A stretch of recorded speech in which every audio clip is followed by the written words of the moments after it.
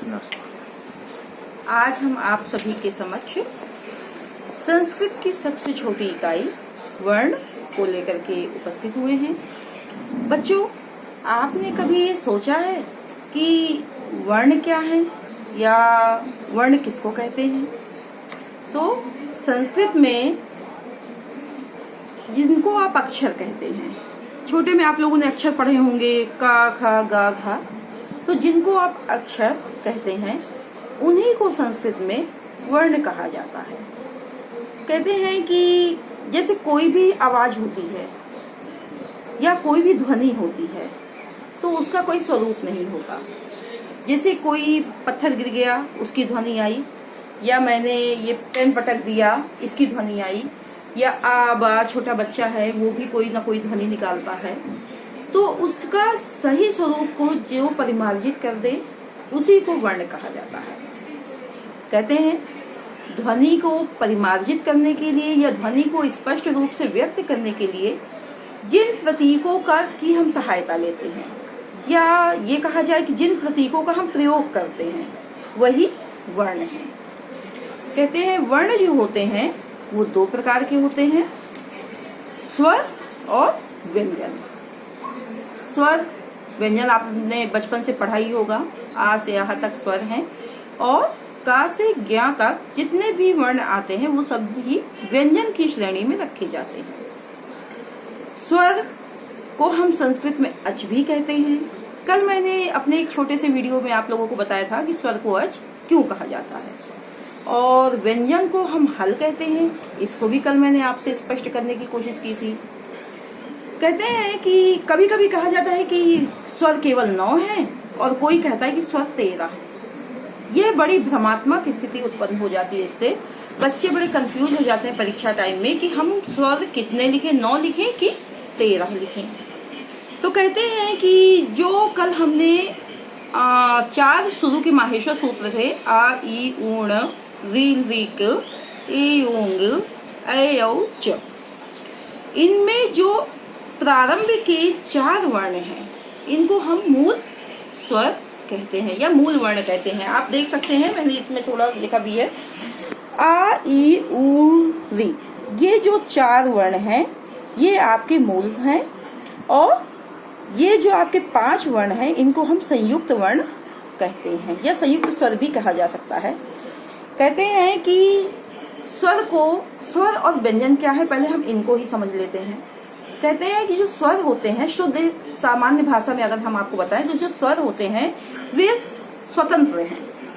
उनका उच्चारण करने में या उनका प्रयोग करने में हमें किसी अन्य वर्ण की सहायता नहीं लेनी पड़ती, जिसको संस्कृत में कहते हैं स्वतो राजते इति स्वरा, यानी कि जो स्वयं ही विराजमान हो जाए, स्वयं ही स्थित हो जाए, वही स्वर है। व्यंजन क्या है? व्यंजन जो होते हैं तो स्वरम अनुयोज्यम इति व्यंजनम, यानी कि जो स्वर की अनुयोज्य यानी कि स्वरों की सहायता से ही जो प्रयुक्त हो या बोले जाए उन्हें हम व्यंजन कहते हैं। आप ऐसे भी इसका मतलब लगा सकते हैं कि जैसे 2 बच्चे हैं, एक बच्चा का पैर थोड़ा सा चलने में उसको दिक्कत है और एक बच्चा पूरा स्वतंत्र है। तो जो स्वतंत्र रूप से दौड़ रहा है वो स्वर हो गया और जिसने अपने चलने की क्रिया को संपादित करने के लिए किसी की सहायता ली वो व्यंजन हो गया।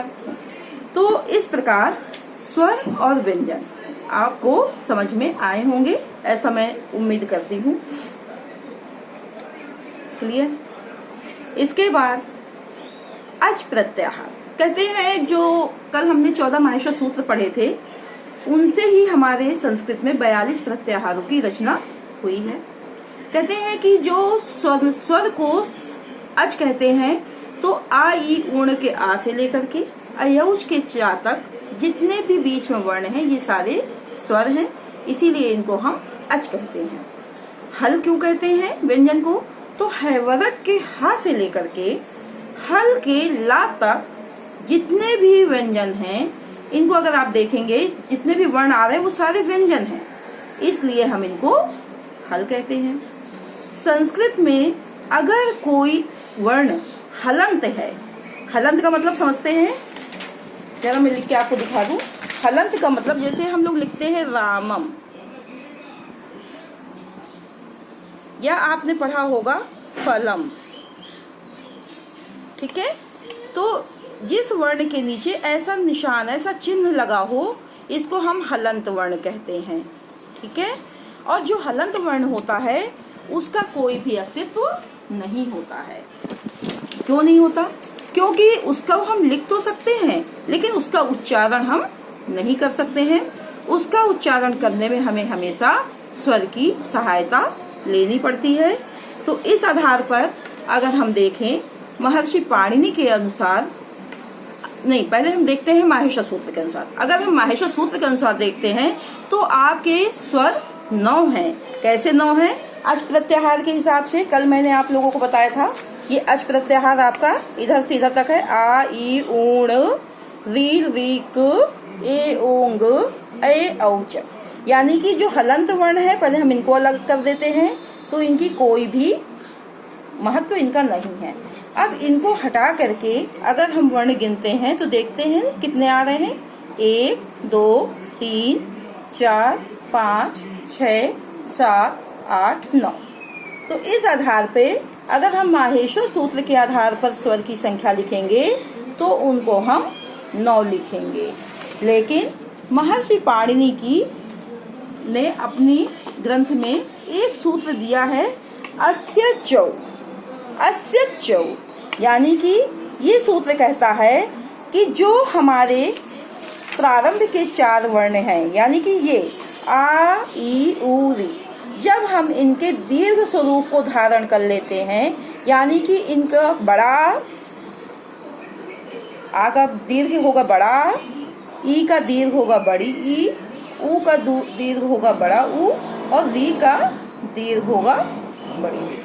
अगर हम इन चारों को भी सम्मिलित कर लेते हैं अपने 9 स्वरों में, तो स्वरों की संख्या कुल 13 हो जाती है। तो अब आपका शंका इस आधार पे खत्म हो जानी चाहिए कि अगर आपके माहेश्वर सूत्र के आधार पर स्वरों की संख्या पूछी जाए तो आप 9 बताएंगे, लेकिन अगर सामान्यतः स्वरों की संख्या पूछी जाती है तो आप 13 बताएंगे। बच्चों यह वीडियो आप सभी के लिए लाभप्रद हुआ होगा। स्वरों की संख्या और स्वर को समझने के लिए, व्यंजन को समझने के लिए। आशा करते हैं इस आधार पर आपका यह शंका जो रही होगी वो खत्म हो गई होगी। स्वर कितने प्रकार के हैं, थोड़ा सा एक छोटा सा हम प्रकाश डालेंगे व्यंजन पे, तो उसको हम अगले वीडियो पे देखते हैं। नमस्कार। मैं डॉक्टर वंदना मिश्रा, प्रवक्ता संस्कृत, राजकीय बालिका इंटर कॉलेज कटरा प्रयागराज। यह वीडियो हर कक्षा के लिए उपयोगी है, लेकिन यह वीडियो मैंने विशेषतः कक्षा 11 के बच्चों के लिए बनाया है। धन्यवाद।